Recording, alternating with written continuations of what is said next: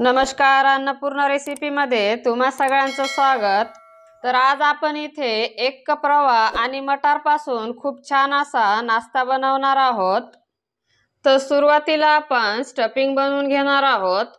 एका पॅन मध्ये 2 चमचे तेल टाकून गरम करून घ्यायचं आहे। तेल गरम झालं की आता यामध्ये अर्धा चमचा मोहरी टाकायची आहे।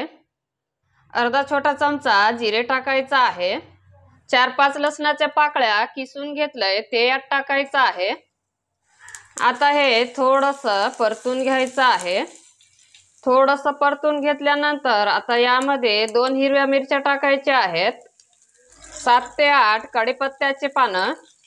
आता हे परत थोडंसं परतून घ्यायचं आहे। थोडंसं परतून घेतल्यानंतर आता यामध्ये 1/4 कप हिरवी मटार टाकायची आहे। तर इथे मी मटार थोडेसे उकळून घेतलेले आहे। पाव चमचा हळदी पावडर टाकायची आहे। अर्धा चमचा गरम मसाला। आता इथे मी 2 बटाटे उकळून त्याचे साली काढून किसून घेतलेले आहे ते यात टाकायचे आहेत। चवीनुसार मीठ टाकायचं आहे। बारीक चिरलेली कोथिंबीर टाकायची आहे आणि हे मिक्स करून घ्यायचं आहे। मिक्स झाल्यानंतर लगेच गॅस बंद करून हे पूर्णपणे थंड करून घ्यायचं आहे। स्टफिंग थंड होईल तोपर्यंत आपण रवा वाटून घेणार आहोत।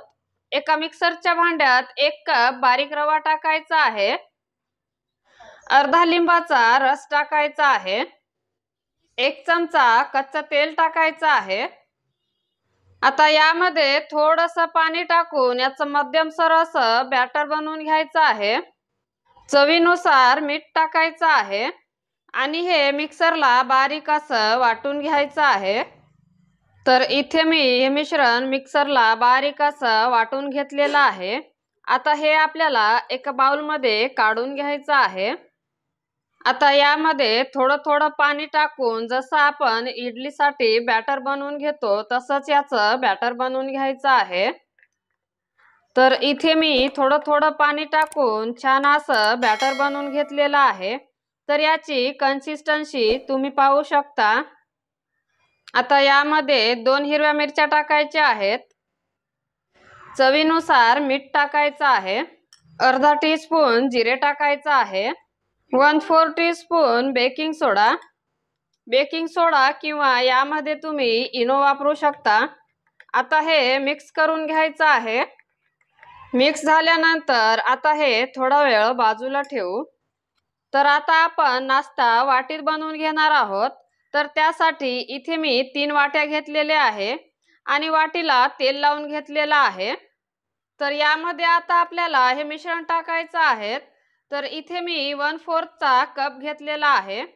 तर यामध्ये हे मिश्रण भरून घ्यायचं आहे आणि हे मिश्रण वाटीत टाकायचं आहे। तर इथे मी 3ही वाट्या भरून घेतलेले आहे। आता याला थोडंसं टॅप करून घ्यायचं आहे।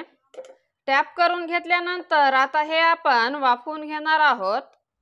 तर त्यासाठी इथे मी 2 ग्लास पाणी उकळून घेतलेलं आहे। आता यामध्ये चाळण ठेवायची आहे। चाळण ठेवल्यानंतर आणि यात 3 वाट्या ठेवायच्या आहेत। वाटी ठेवून झाल्यानंतर आता यावर झाकण ठेवून हे 5 मिनिटे आपल्याला मीडियम हीटवर वाफवून घ्यायचं आहे। आता इथे स्टफिंग पण थंड झालेली आहे। तर याची आपल्याला छोटे-छोटे टिक्की बनवून घ्यायचे आहेत। तर सगळी टिक्की याच पद्धतीने बनवून घेणार आहे। तर इथे मी शेम आकाराचे 3 टिक्की बनवून घेतलेली आहे आणि इथे 5 मिनिटे झालेले आहे। आता यामध्ये बनवून घेतलेली टिक्की टाकायची आहे आणि थोडंसं प्रेस करायचं आहे। टिक्की टाकून झाल्यानंतर आता यावर परत 2 चमचे मिश्रण टाकायचं आहे आणि वरून थोडंसं पसरून घ्यायचं आहे। मिश्रण टाकून झाल्यानंतर आता यावर परत झाकण ठेवून हे आपल्याला 10 मिनिटे वाफवून घ्यायचं आहे। तर हे वाफवताना gas medium to high heat वर ठेवून वाफवून घ्यायचं आहे। 10 मिनिटाच्या नंतर इथे तुम्ही बघू शकता हे छान असे वाफल्या गेलेले आहे। तर लगेच गॅस बंद करून आता हे आपल्याला काढून घ्यायचं आहे। आता हे आपल्याला पूर्णपणे थंड करून घ्यायचं आहे। तोपर्यंत आपण राहिलेले मिश्रण पण वाफवून घेणार आहोत। तर इथे हे पूर्णपणे थंड झालेले आहे। तर आता हे आपण काढून घेणार आहोत। तर कडेने चाकू फिरवून घ्यायचा आहे। आता हे आपल्याला हलक्या हाताने काढून घ्यायचं आहे। आता याला आपण फ्राय करून घेणार आहोत। तर त्यासाठी इथे मी तवा गरम करून घेतलेला आहे। आता याला थोडंसं तेल लावून घ्यायचं आहे। तेल लावून झाल्यानंतर आता हे आपण फ्राय करून घेणार आहोत। तर हे फ्राय करत असताना या पद्धतीने फ्राय करून घ्यायचे आहेत।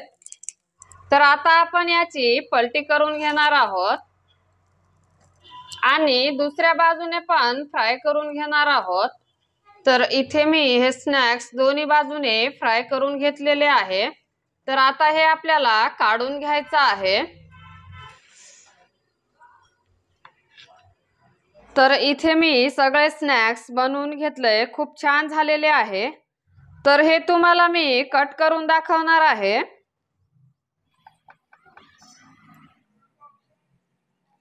तर याला तुम्ही मुलांना नाश्त्याला किंवा टिफिनला झटपट बनवून देऊ शकता। व्हिडिओ आवडला असेल तर व्हिडिओला लाईक करा।